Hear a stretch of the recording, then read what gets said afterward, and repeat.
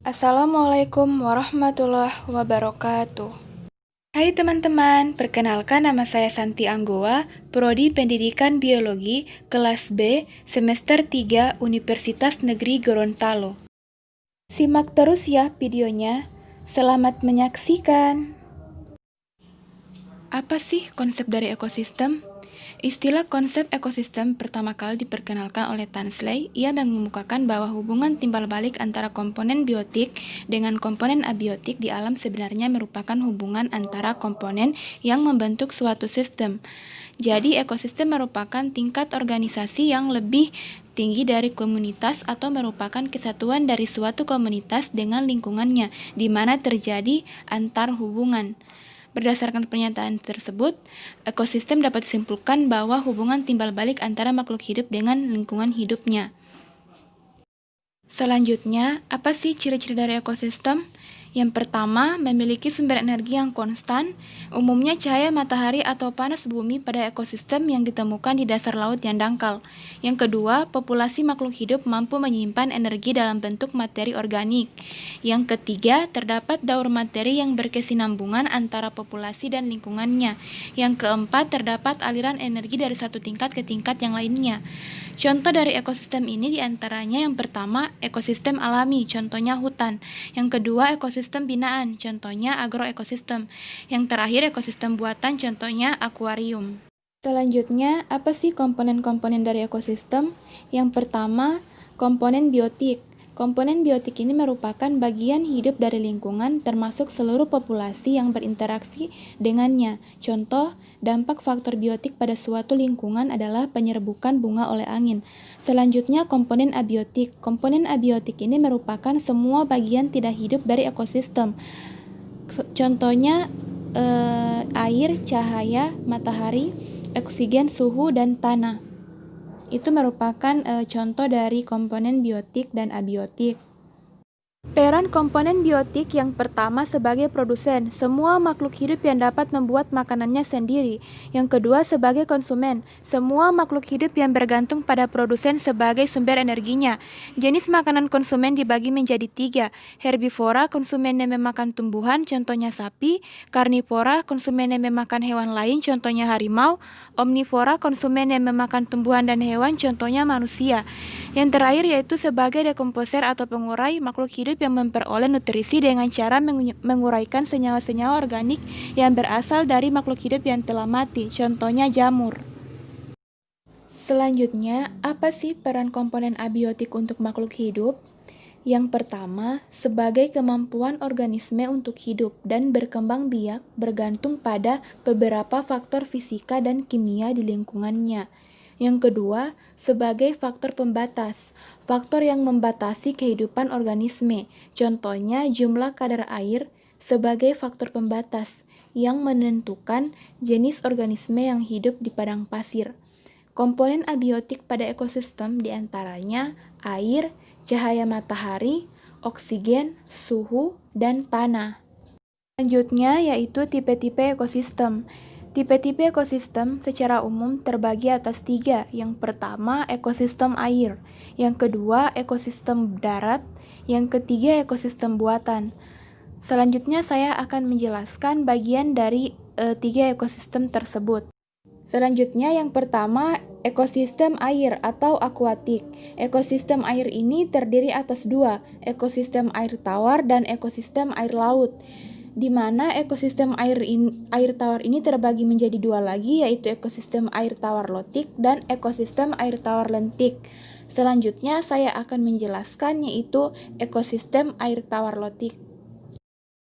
Apa sih ekosistem air tawar lotik? Ekosistem air tawar lotik ini memiliki ciri airnya berarus. Contohnya ekosistem sungai. Organisme yang hidup pada ekosistem ini dapat menyesuaikan diri dengan arus air.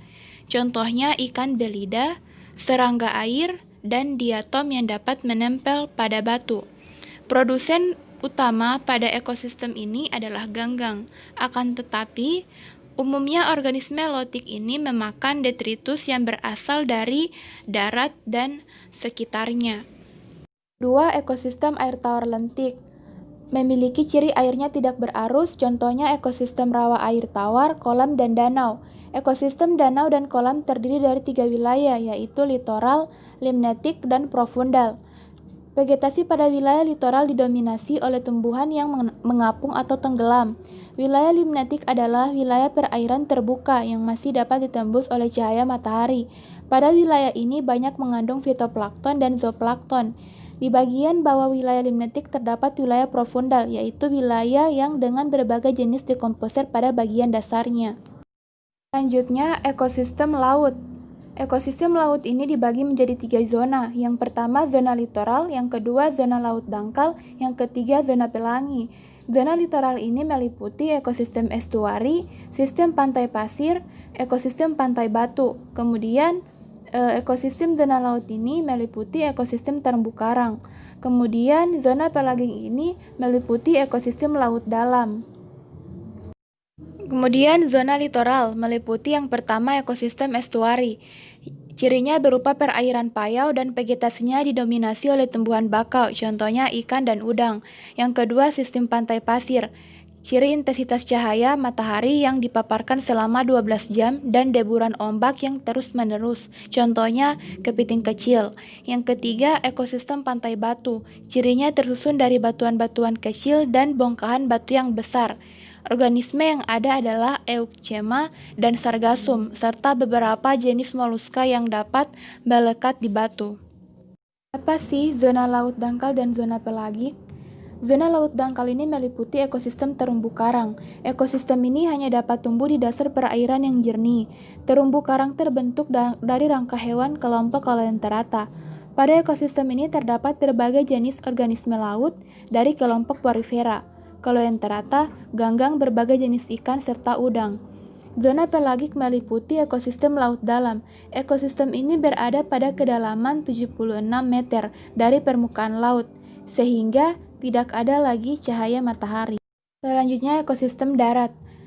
Ekosistem darat memiliki tipe struktur vegetasi tumbuhan dominan yang disebut bioma. Vegetasi suatu jenis bioma memiliki penampakan yang sama dimanapun bioma tersebut ditemukan. Penyebaran jenis bioma dipengaruhi oleh iklim. Bioma di dunia dikelompokkan menjadi 3 kategori. Yang pertama, hutan hujan tropis, yang kedua savana, yang ketiga padang rumput, yang keempat gurun, yang kelima hutan gugur, yang keenam taiga, yang ketujuh tundra. Apa sih ekosistem buatan? Ekosistem buatan adalah ekosistem yang diciptakan manusia untuk memenuhi kebutuhannya.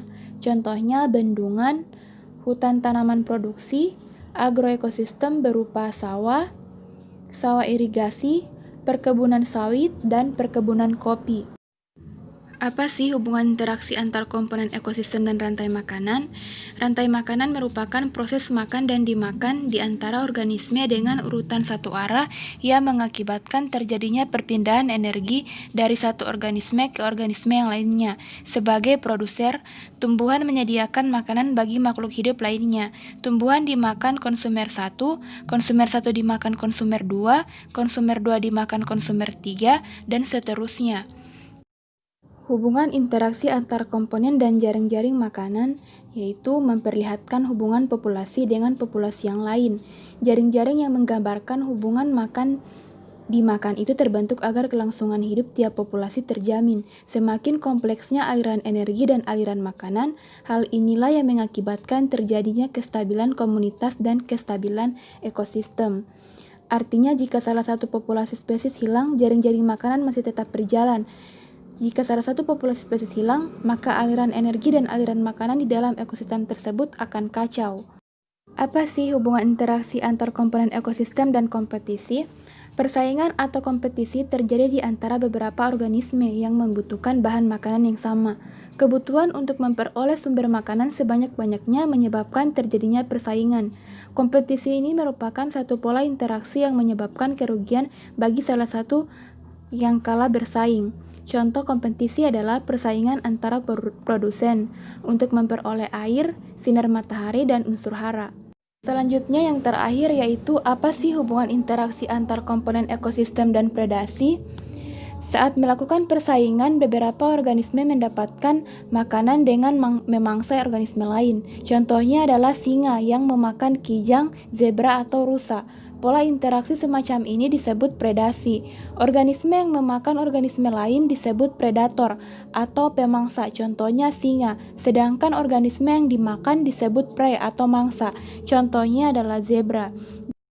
Baik, sekian dan terima kasih. Semoga bermanfaat. Wassalamualaikum warahmatullahi wabarakatuh.